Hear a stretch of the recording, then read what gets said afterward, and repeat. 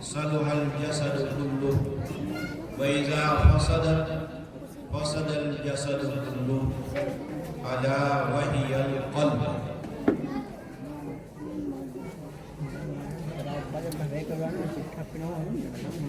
حضرات علماء کرام،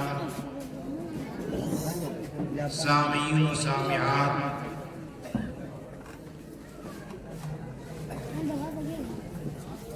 یوں تو یہ جلسہ حفاظ کرام کی دستار بندی کی مناسبت سے منعقد ہوا ہے، چانچہ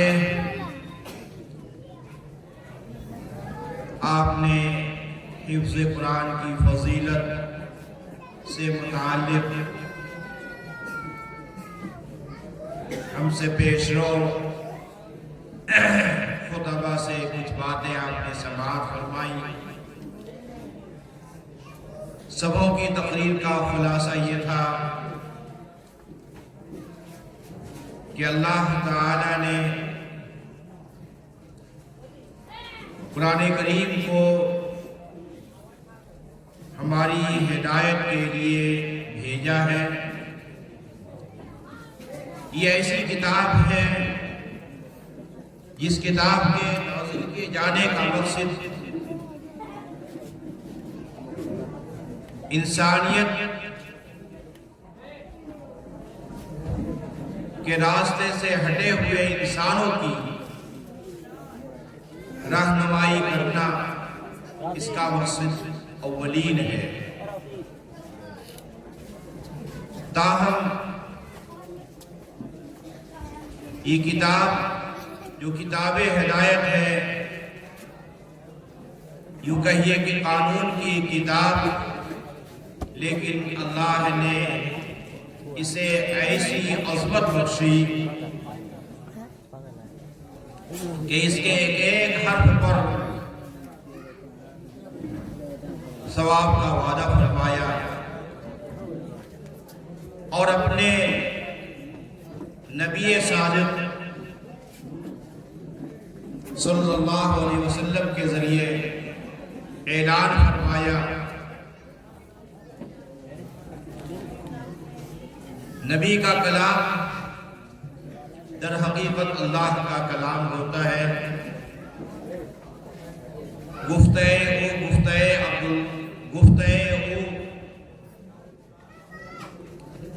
اللہ بود غرجہ جہلقوں میں عبداللہ بود. بندے خدا نبی پاک صلی اللہ علیہ وسلم کی زبان سے جاری ہونے والا کلام در حقیقت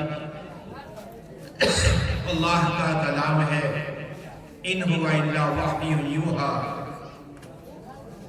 اللہ نے اپنے حبیب کے ذریعے قرآن کریم کی بشارت سے متعلق فرمایا اور اعلان فرمایا: من قرأ حرفا من کتاب اللہ فلہ حسنہ وکل حسنۃ بعشر امثالہا. لا اقول الف لام میم حرف واللام حرف بل الف حرف ولام حرف ومیم حرف. حدیث حضرت عبداللہ بن مسعود رضی اللہ تعالیٰ عنہ سے مروی ہے. حضرت عبداللہ بن مسعود رضی اللہ تعالیٰ عنہ صحابہ کرام میں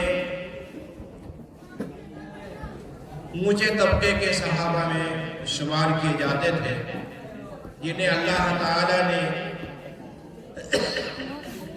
فقہی بصیرت سے نوازا تھا. چنانچہ عبداللہ نام کے بہت سارے صحابہ کرام ہیں. عبداللہ بن عمر، عبداللہ بن مسعود، عبداللہ بن عمرو، عبداللہ بن زید بن عبد ربہ وغیرہ وغیرہ. لیکن اپنی کبر سنی اور اپنی فقہی بصارت کی بنیاد پر عبداللہ جب بولے جاتے ہیں تو عبداللہ بن مسعود سمجھے جاتے ہیں. بہرحال عبداللہ بن مسعود رضی اللہ تعالیٰ عنہ سے روایت ہے، آپ نے فرمایا جس نے قرآن کریم کا ایک حرف پڑھا اس کو ایک نیکی اور ہر نیکی کا ثواب اللہ تعالیٰ کے یہاں 10 گناہ کر کے ملتا ہے۔ میں نہیں کہتا کہ الف لام میم ایک حرف ہے، بلکہ الف ایک حرف ہے، لام دوسرا حرف ہے، میم تیسرا حرف ہے۔ گویا کہ یہ بتایا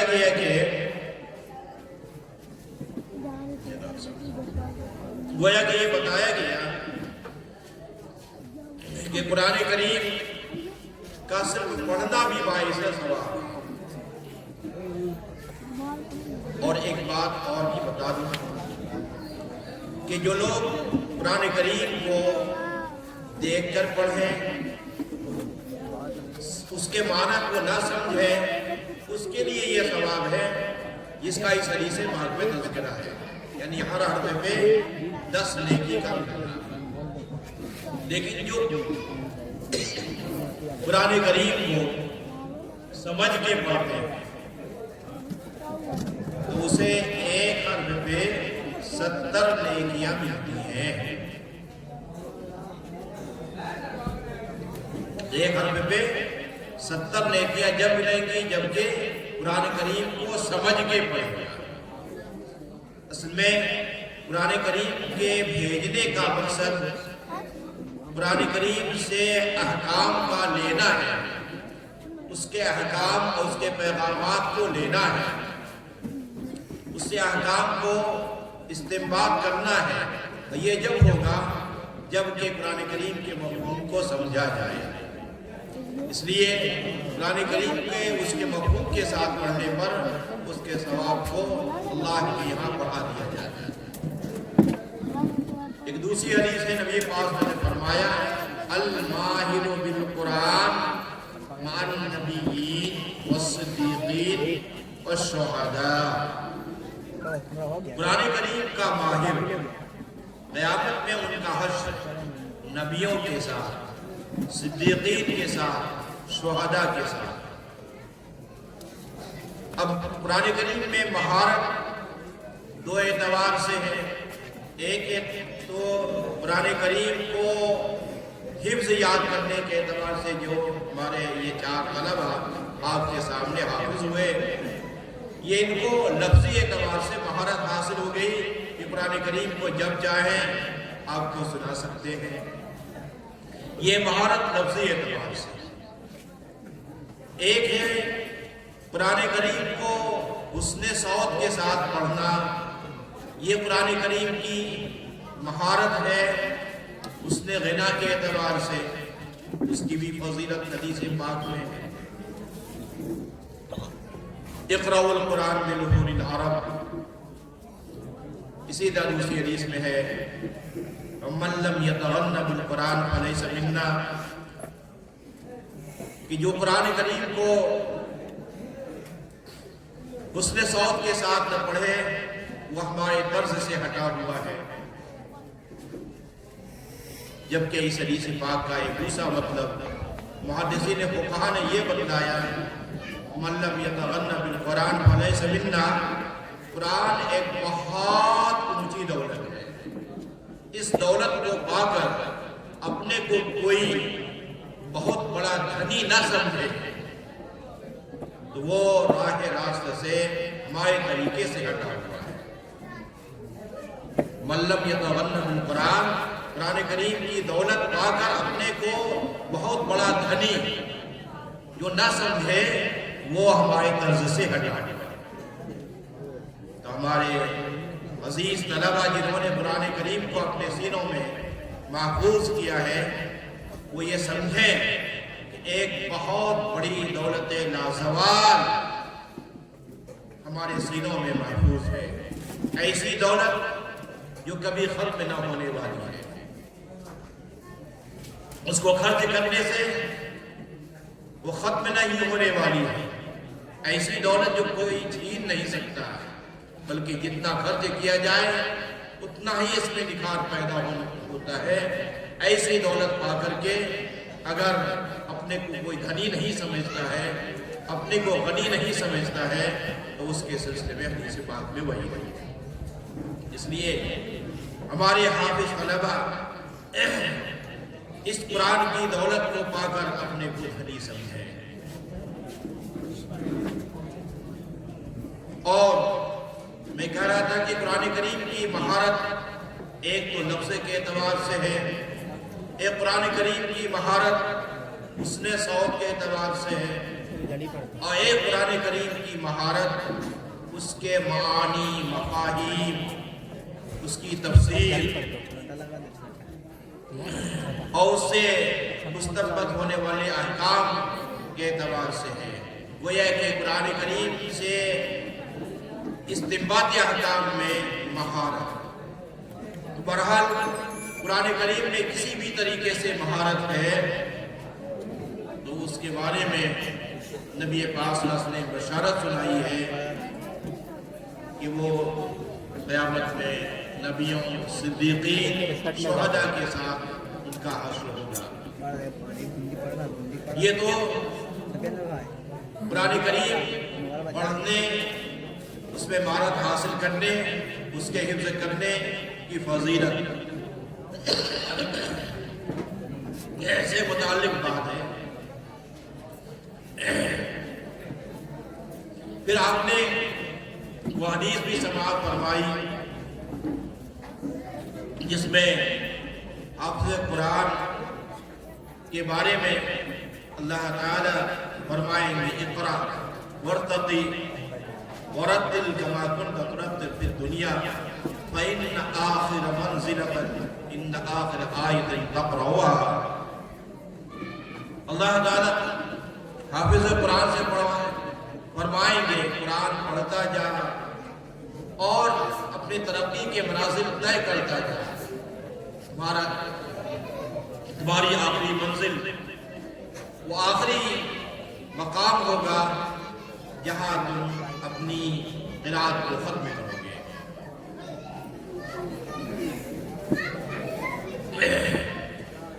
ابھی آپ نے ان حفاظ کرام کے سروں پر دستار بندی ہوتے ہوئے ایک حسین منظر دیکھا۔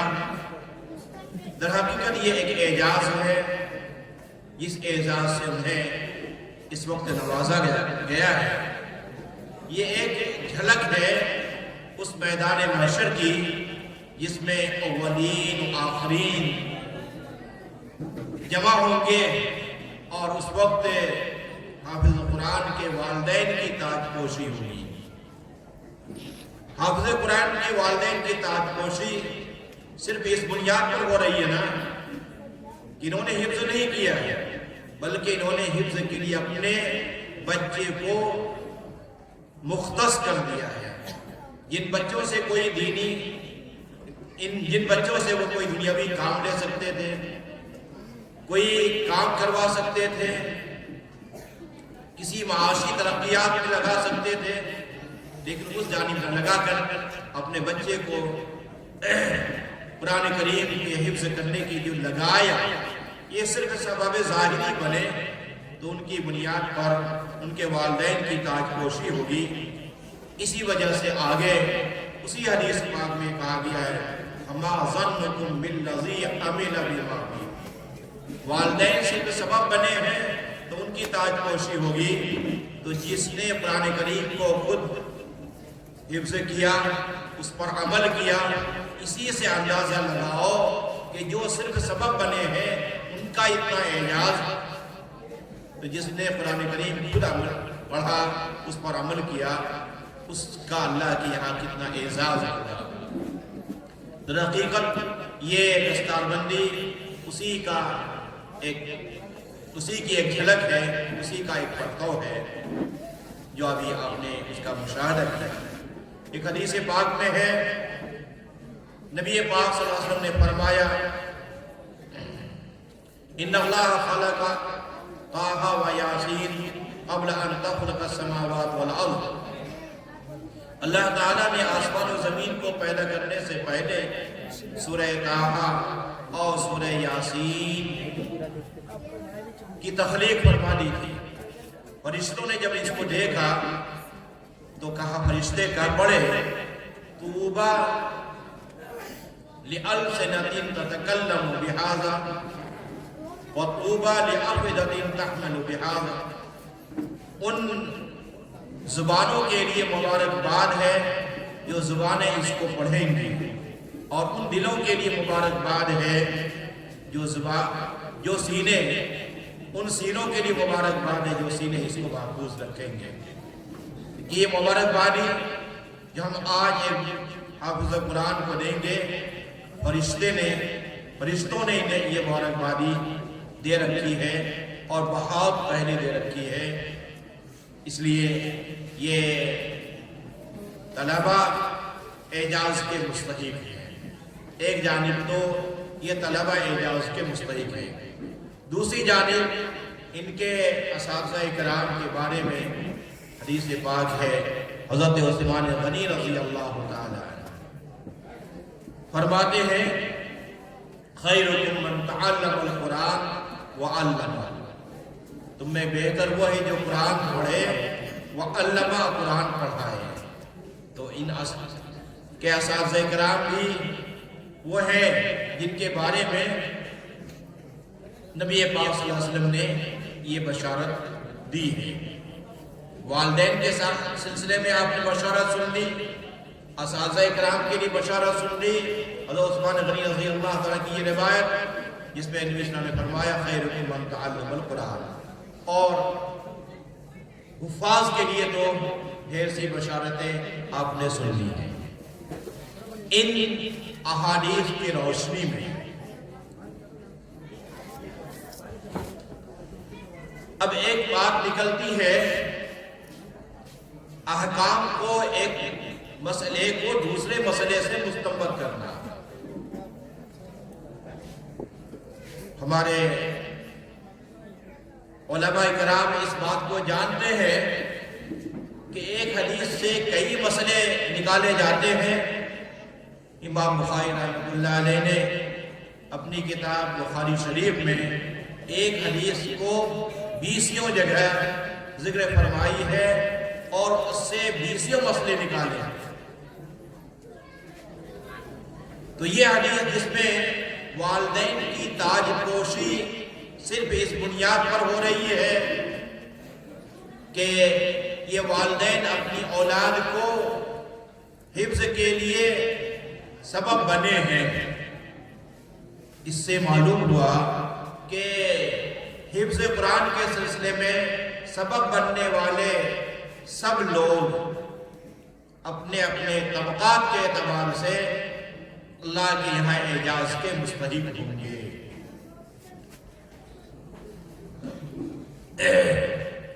یعنی والدین سبب بنے ہیں، اس بنیاد پر ان کی تاج پوشی ہو رہی ہے۔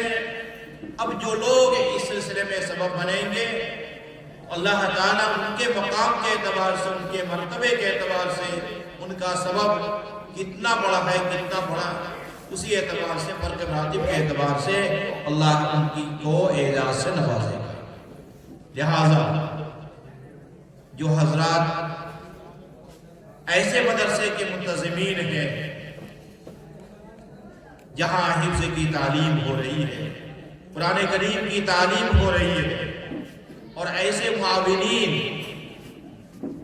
جو اپنی رقمیں ان کے لیے عطا کر رہے ہیں، جن کی وجہ سے یہ بچے حافظ قرآن بن رہے ہیں، یہ بھی تو سبب ظاہری بنے ہیں۔ والدین جس طرح سبب ظاہری بنے ہیں، ایسے ہی منتظمین اور معاونین بھی سبب ظاہری بنے ہیں۔ تو احکام کے استنباط کا تعلق جو ایک فقہ سے متعلق ایک کام ہے، اس سے یہ معلوم ہوتا ہے کہ آپ معاونین بھی اللہ کے یہاں اعزاز کے مستحق ہوں گے۔ اور میں نے ایک حدیث آپ کے سامنے پڑھی تھی اس خطبے کے ساتھ، جس میں نبی پاک صلی اللہ علیہ وسلم نے فرمایا ہے، اس حدیث کے ترجمے کے بعد میں اپنی بات ختم کر دوں گا۔ مجھے پہلے ہی سے کھانسی ہے سر، اس وجہ سے نہیں ابھی لیکن پھر بھی آپ لوگوں کی عزت افزائی کو، شرف قبولیت کو اپنے لیے باعث فخر سمجھتے ہوئے طبیعت کے عدم انبساط کے باوجود کچھ لبگشائی کے لیے بیٹھ گیا تھا۔ تو میں کہہ رہا تھا کہ حدیث پاک میں ہے ان فی الجسد مضغۃ اذا صلحت صلح الجسد کلہ۔ جس طرح دنیاوی نظام کو چلانے کے لیے ایک بادشاہ ہوتا ہے، جب بادشاہ چاہے آج کل کے اصطلاح میں نہیں ہے لیکن وزیر اعظم تو ہے نا، ایک بادشاہ ہوتا ہے، اس کے وزراء ہوتے ہیں۔ بادشاہ کوئی پروگرام بناتا ہے اور اس پروگرام کو وزراء پر پیش کرتا ہے اور وزراء رعایا پر پیش کرتے ہیں، اور اس طرح ایک دنیا کا نظام چلتا ہے۔ اسی طرح یہ ہمارے جسم کے کل پرزے ہیں،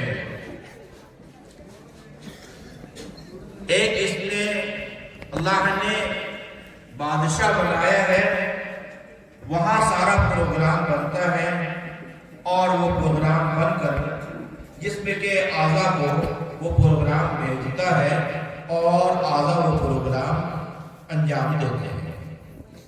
وہ جسم میں بادشاہ کون ہے؟ ان فی الجسد مضغۃ، وہ ہے دل۔ دل ہی سارا پروگرام بناتا ہے، اچھائیوں کا ہو برائیوں کا ہو، سارا پروگرام وہاں بنتا ہے۔ پھر پروگرام بن کر کے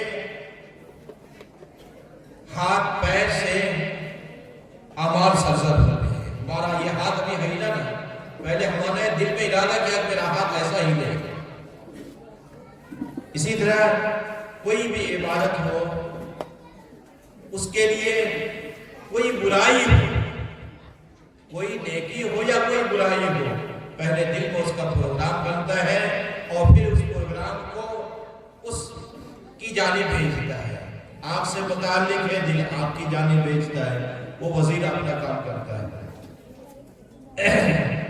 دل میں پروگرام بنا اور پھر وہ اس کا تعلق ہاتھ سے ہے، ہاتھ کی جانب بھیجا، ہاتھ نے وہ کام کیا۔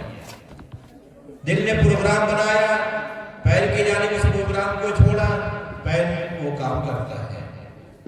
اس لیے دل کو تمام اعضاء کا رئیس یعنی سردار بتلایا گیا ہے، اور اسی کے بارے میں حدیث پاک میں ہے اذا صلحت صلح الجسد کلہ واذا فسدت فسد الجسد کلہ۔ اس لیے ضرورت ہے دل بنانے کی۔ رمضان کا مہینہ قریب تر ہے۔ رمضان کا مہینہ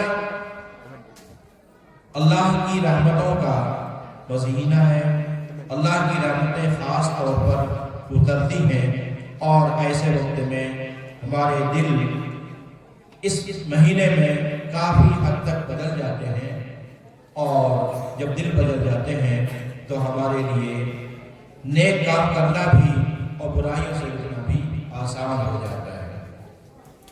اللہ کی رحمتیں ہمارے دل پر اثر کرتی ہیں اور دل اپنے اعتبار سے خود ہی نیکیوں کی جانب راغب ہو جاتا ہے۔ تو ہم اپنے دل کی اصلاح کریں، اور اس اصلاح کے لیے ضرورت پڑتی ہے کہ اہل اللہ کی صحبت اختیار کریں، ان سے اپنے دل کا تزکیہ کرائیں، دل میں آنے والے خیالات اور گندگیوں کا ان سے ازالہ کرائیں۔